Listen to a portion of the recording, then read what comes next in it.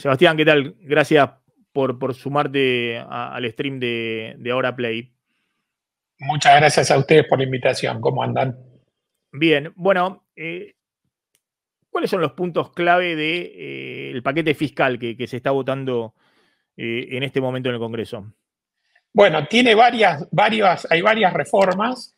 Se crea, se crea un blanqueo, se sanciona un nuevo blanqueo. Hay una moratoria para poder regularizar deudas declaradas y deudas que se declaren. Se modifica el impuesto a las ganancias, se modifica el monotributo, se modifica también bienes personales. Digamos, son muchas reformas. Se deroga, por ejemplo, el impuesto a la transferencia de inmuebles. Son varias reformas que no son reformas de fondo, digamos, salvo, bueno, en bienes personales, que ahí sí hay un régimen que permitiría dejar de pagar a partir del año próximo, un régimen anticipado, pero las restantes son reformas que no son de fondo. Va a haber que hacer una reforma tributaria, pero probablemente, si bien el gobierno dijo que la va a enviar al Congreso a fines de este año, bueno, con las dificultades que tiene para aprobar leyes, probablemente no se puedan llegar los consensos. Pero digamos, hay varios cambios que, si querés puntualizar en alguno particular, comentame y sí, el tema de ganancias, a ver, el tema de ganancias, que el gobierno dice, bueno, y no solamente el gobierno, sino también la posición dialoguista, dice, bueno, el gobierno se comió un sapo porque necesita restaurar el impuesto a la ganancia por una cuestión de recaudación. También los gobernadores, Milei, Espert, habían votado a favor de la baja el año pasado, ahora votan a favor de la suba, la restitución para la cuarta categoría, pero más allá del piso, del mínimo no imponible, se cambiaron las escalas y las alícuotas y hace más razonable y más progresivo el impuesto a las ganancias a partir de que uno empieza a tributar. Claro. Mira, en el mes de marzo la recaudación de ganancias respecto a marzo del año anterior había aumentado un 136% cuando la inflación estaba por encima del 250%. O sea, ahí se ve que hubo una baja recaudación que fue producto del impuesto cedular que se sancionó el año pasado para empleados y también producto de que se dejó de cobrar las percepciones de ganancias con las compras de dólar ahorro porque no es conveniente ya. Entonces eso bajó la recaudación. Esta reforma de ganancias que mandó el gobierno al Congreso, como vos decís, es volver al esquema anterior, pero con muchas mejoras. ¿Por qué? Porque se aumentan las deducciones personales, digamos, en una cifra bastante importante, alrededor del 286%, y también los tramos de las escalas del impuesto, porque antes un empleado, allá por septiembre del año pasado, cuando tenía un sueldo bruto de más de 1 millón más o menos de pesos, caía en la escala del 35%. En cambio ahora, para caer en la escala del 35%, un soltero tiene que tener un sueldo bruto de unos 4.900.000. Es decir, se ampliaron esas escalas del 5, 9, 12, 15% hasta el 35%, con unos tramos más grandes que llegan a un 150% de diferencia respecto a la escala que hoy está vigente. Y entonces el empleado que quizás tiene miedo, que es porque tiene miedo en base a la experiencia argentina, ¿no? Lo que tenía que pagar antes, ahora no tendría que estar tan asustado porque no va a tener un impacto tan importante. El empleado soltero, por ejemplo, que supera el piso, que va a ser de 1.800.000 bruto, y tiene un sueldo, por ejemplo, de 1.900.000, va a estar pagando solamente 4.000 pesos por mes. Está bien. No es una cifra ¿Ese bruto cuánto es en mano? ¿Es 1,5 millones?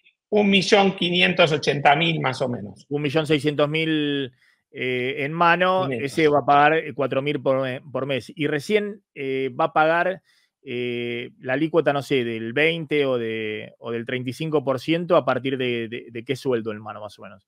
Bueno, ponele, la alícuota del 19% la empieza a pagar a partir de un sueldo en mano de 1.950.000. La alícuota del 27% con un sueldo en mano de 2.800.000. Y la de 35 más o menos con un sueldo en mano de 4,5 millones. Claro, pero es la alícuota sobre el excedente. Siempre sobre el excedente. Empieza a caer en esa alícuota, pero se le sigue aplicando el 5, 9, 12. Por ejemplo, el empleado con el sueldo que empieza a caer en el 19%, que es el de que cobra 1.950.000 en mano, estaría pagando por mes más o menos 50.000 pesos. Y el que entra en la escala del 35%, con 4,5 millones en mano, estaría ahí pagando 730.000 más o menos, si es soltero. Si es soltero con 2 hijos, 660.000, y si fuera casado con 2 hijos, que puede deducir al cónyuge, que no es lo común, 590.000 más o menos. Está bien, está bien. Después, ¿qué otro cambio hay? ¿El tema monotributo, hay algún cambio sustancial? En monotributo hay un cambio importante porque digamos, hoy una persona que presta servicios puede facturar un poquito menos de 12 millones de pesos en los últimos 12 meses. El que vende bienes, un poco menos de 17 millones. Ahora eso se unifica, ya no se discrimina en las actividades, puede ser cualquiera de las actividades del monotributo, y pueden facturar hasta 68 millones de pesos, si esto se aprueba tal cual está, en los últimos 12 meses. Es decir, que es un aumento muy importante de los parámetros de facturación para permanecer dentro del régimen y no tener que pasar al régimen general. Y claro, además... esto pasaba, por ejemplo, con los médicos profesionales, ¿no? Los profesionales o los médicos, pongo el ejemplo, que no querían atender más pacientes porque estaban facturando casi 1 millón por mes, que uno dice 1 millón por mes, bueno, la línea de pobreza está en 800.000, digamos. Claro. Y no querían facturar más, pues se pasaban de monotributo, ¿no? Sobre todo los médicos que trabajan con las prepagas o con las obras sociales que tienen que facturar absolutamente todo. Le paga Claro, la prepaga o la obra social le paga. Entonces, no, estaban ahí trabados. Dicen, bueno, prefiero no puedo laburar más, porque si laburo más me paso a la categoría de general, ¿no? claro, de sí. IVA, Régimen termino general, pagando sí. más impuestos, el régimen general. Exacto. Eso, también lo que podía pasar de personas que estaban ahí en el límite es que, por ejemplo, un médico dijera, bueno, atiendo pacientes particulares y no los facturo, porque, o sea, a la obra social le puede facturar. Empieza a generarse una economía en negro. Otros prestadores de servicios que no son, digamos, un médico, por ejemplo, puede decir, bueno, inscribo a mi hijo en el monotributo para diferenciar la facturación. Todos problemas por la falta de actualización del parámetro facturación. Ahora se amplía muchísimo. Es cierto que aumentan también las cuotas, porque es razonable que aumenten, se aumenta el tramo de la escala, pero pueden estar ahí. Y si bien no estaba en el proyecto original, después se incorporó en comisión, se permite, si se aprueba así como está, que aquellos excluidos de pleno derecho vuelvan al monotributo si fueron excluidos desde el 1 de enero hasta ahora. Ahí eso es importante, porque si no quedarían excluidos del régimen, aún con el aumento de tope de facturación, pero no se está contemplando, que eso se espera que lo haga ahora diputados, aquel que voluntariamente se excluyó, porque hizo las cosas bien, porque había superado los parámetros y entonces se excluyó, ese no puede volver de acuerdo al texto del dictamen. Está bien, pero ¿vos crees que para el tema monotributistas es un endulzante, digamos, de que mejora la situación de los monotributistas? Claro, sí, mejora considerablemente, van a poder estar ahí. Uno puede decir, aumentó muchísimo de 17 millones para bienes a 68. Sí, es cierto, pero si uno pensemos que en la década, cuando se creó el monotributo, el tope era $144.000. O sea que estamos todavía muy lejos de ese Era la tope convertibilidad, la época de Tachi. Tachi inventó claro. el monotributo. Y allá por el año 98 fue. Así que estamos lejos, bastante lejos de eso todavía. No sé si estaba Tachi, ¿no? No, ahí ya no estaba Tachi, pero claro. Bueno, sí. fue por el 98. ¿Y para autónomos también hay una mejora de la situación? Y si bien no se anunció una mejora, la realidad es que la hay, porque este aumento de los tramos de escala que se incrementan, digamos, se hacen más amplios, y los aumentos de las deducciones también son aplicables a autónomos. Entonces, por ejemplo, siempre el autónomo está en el peor de los mundos, ¿no? Entonces, como está hoy, si tiene una ganancia, después de todo deducido los gastos, las deducciones, de 408.000 pesos, ya paga impuesto a las ganancias en el esquema actual. Con la modificación, si se aprueba, va a pagar, si gana por mes neto, más de 1.160.000 pesos más o menos. Entonces, tiene una mejora, si bien no está en la misma situación que los empleados, tiene una mejora importante. Martín.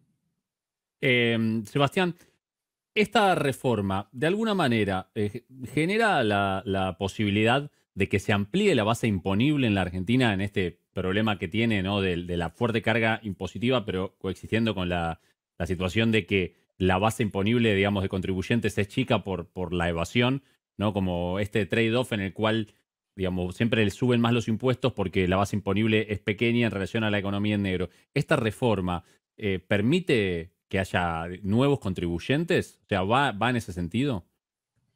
A ver, las dos cosas que pueden ir en ese sentido serían el blanqueo, porque sería que gente que no tiene declarado bienes o que no está inscripto regularice su situación, y la otra sería la reforma de bienes personales, que lo que busca es, para que quieran entrar en un régimen anticipado, es adelantar el pago del impuesto, que sería básicamente de los bienes declarados el 2,25%, pagarlo todo junto, y liberarse de bienes personales por los próximos años. Entonces, es un incentivo a tener los bienes declarados, porque no va a haber que seguir pagando bienes personales, y le da aparte una estabilidad fiscal hasta el 2038 también, que es un buen incentivo. Y después el blanqueo, ¿no? Tuvimos el blanqueo de Macri, que fue súper exitoso, pero después la historia argentina hizo que mucha gente que blanqueó, se arrepintió. Un blanqueo no se le niega a ningún gobierno, ¿no? Dicen, ¿cuánto estuvo el kirchnerismo? El kirchnerismo tuvo como 3 blanqueos también, ¿no? Y tuvo 2 Cristina y 1 Alberto. Y 1 Macri. O sea, venimos con todos los gobiernos, tienen 1, entonces tampoco se lo podían negar a Milei. Y Massa quiso tener 1 el año pasado que no logró que se lo voten.